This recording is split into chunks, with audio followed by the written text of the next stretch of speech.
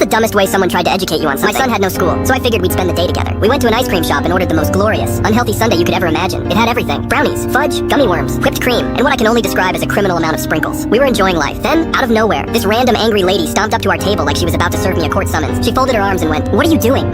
Eating ice cream?" I just shrugged. Spending the day with my son. Apparently, this was the worst thing I could have said. Her eyes widened, her jaw dropped, and she gasped like I just confessed to a federal crime. "You are ruining his life." "Excuse me? A child should never eat something this unhealthy. You're setting him up for failure." "Ma'am, it's ice cream." She went on this full TED talk about how I was stunting his growth and destroying his health, acting like I force-fed him sugar through a tube every morning. I explained that it was just a treat, that my kid eats normally most of the time. She shook her head. "That's what all bad parents say." At this point, my son was trying not to laugh. I just smiled and went, "Respectfully, he's not your kid, and you need to shut up." "Wrong move." She snapped. She turned to the nearest employee, waved her arms around like she was trying to land a plane, and screamed, "Kick them out, they're poisoning that child." The employee just stared at her like she was an escaped mental patient. Then, with the straightest face possible, they went, "Ma'am, it's literally an ice cream shop." She turned bright red. Then she stomped out the door, knocking over a napkin dispenser on her way out. And out of pure, glorious, beautiful spite, I walked up to the counter and ordered my son another ice cream cone. The dumbest way